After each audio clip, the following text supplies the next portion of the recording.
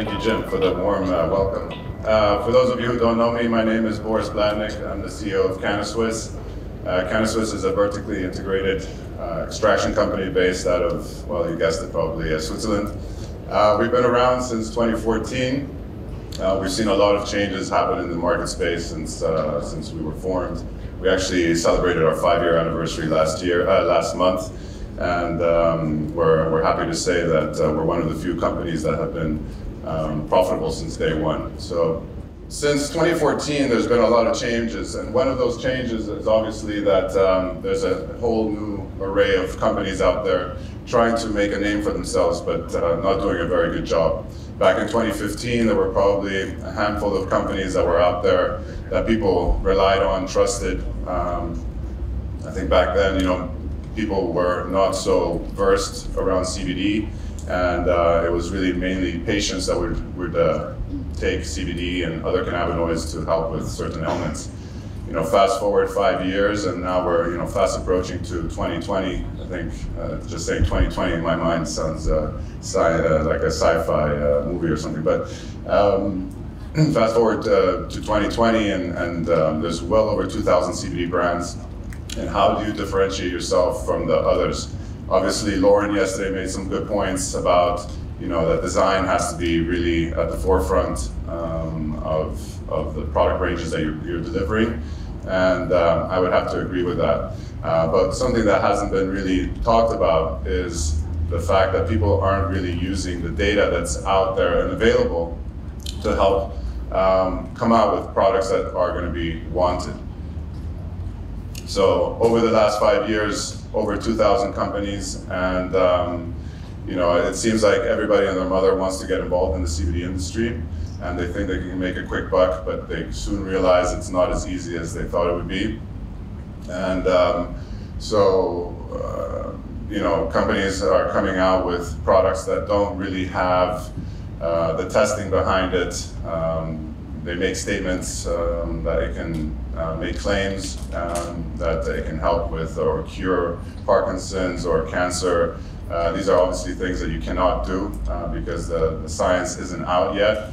The science is being worked on, and I think there will probably be another wave of interest in CBD once these clinical trials come out to the public view. And then again, you have companies who are putting things on the market that actually don't even have CBD in them.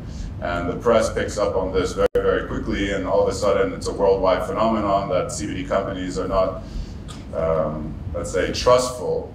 You can't trust anything that you can read on the labels. So I would say that consumer trust in the market has kind of fizzled away, and there's things that we can do to circumvent this. So when you come out with a brand, or if you want to come out with a product, I think there's a lot of companies right now that are just throwing things out onto the market. They see a base cream, they add some CBD to it, and all of a sudden, it's an anti-aging miracle cream that will make you look 20 years younger.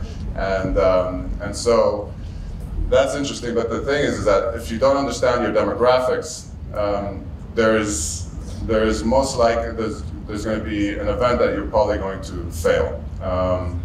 So, for example, here there's some examples here that there's different age groups like different things. So the younger crowds obviously like quicker onset solutions, delivery methods like vapes, and the elderly take the more traditional tinctures. So if you have a graph like this in front of you and somebody comes to you and says, I want to make vape pens for the senior citizens, you're probably going to say, it doesn't make sense. But there is people trying to do it, and they're going to fail, right? Because they're not looking at the analytics and the data. So when it comes to CBD products, most people consume CBD, as you can see here, through baked goods or gummies. And the oils was traditionally what was being utilized in the beginning, but it's slowly going up the line here as a less favorable or a different, not so popular way of administering the cannabinoids. So again, if you're looking at the data, we know that our sweet spot is women between the age of 40 and 50, and this is due to a few things, and that's women at that age group typically are more affluent, have higher capacity of buying products that are expensive, and they're also going through different changes in their body, and they want to stay healthy and in balance. So this is why we're always focusing on this age category. But as you can see here, the younger generations typically want to take CBD for anxiety and stress, and then you have the elderly that are taking CBD for aches and pains. So it's very, very important when you're coming out with a product or a brand and you want to introduce it to a certain region of the world, or within your state, or within here in South Africa, you really have to understand where your key demographic is. Here, this is a kind of a map showing, where the usage is most prevalent. Obviously, as everybody knows, United States, Australia, Canada, UK, and South Africa made it on the list. There's obviously an uptick going on here in South Africa, and we've been coming now for a few months, and we obviously see South Africa as a big opportunity to invest in, and also have it as a gateway to the rest of sub-Saharan Africa. So I think it's important that people understand that some areas in the world, it just doesn't make sense to come out with a CBD brand or a product. I'm not going to go to Singapore and come out with a brand, because I'll probably get lashed or worse. And then you have Uruguay here on the list at 1.2%, but Uruguay, it's such a small market that it doesn't really make sense for a company like mine to focus on bringing my products there. Also, the disposable income is a lot lower, generally speaking, than some of these other areas that are highlighted on this graph. I do like this quote here. This is something that KannaSwiss lives by. CBD brands must capture consumers in the space of their existing self-care habits, with the promise of elevating their everyday, ordinary rituals and routines. So this basically is saying that, if you're going to come out with a product, you really have to focus on enhancing people's everyday rituals. And this might be, I don't know, maybe some toothpaste that can help with inflammation in the gums. Everybody brushes their teeth twice a day. So this could be, for an example, something that could be interesting for CBD to be put into. Or your daily vitamins, you might also want to, most people supplement dietary vitamins to maintain optimal health. And if you can combine, let's say, a gummy, for example, that has vitamins infused within it, and you add CBD to it, this is an easy way for people to take on the CBD.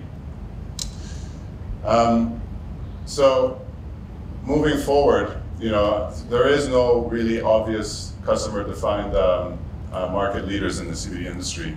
We've heard some stories over the news, like Lord Jones in the United States got bought by the Kronos Group. They did a good job with using influencers to elevate their brand awareness, but most likely they're still not using the analytics correctly in order to really penetrate the market even further. The science, again, is not really there. A lot of companies are putting products on the market that isn't backed by studies. Again, this goes back into the fact that you can't make any claims when trying to sell your product. So I think once the clinical trials come out and there is science backing these claims, then I think once again you will see a new surge of interest in this space.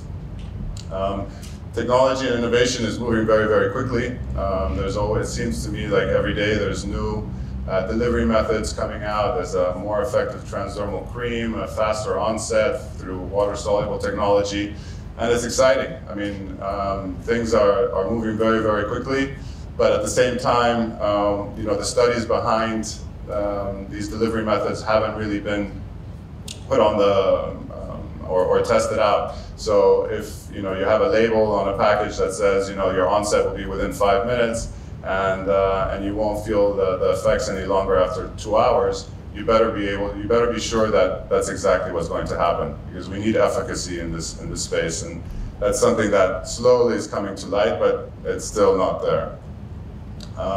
Standards. This is really more to do with the testing. When I send things out to a lab, I typically send 3 of the same batch to the lab, and I will get 3 different results.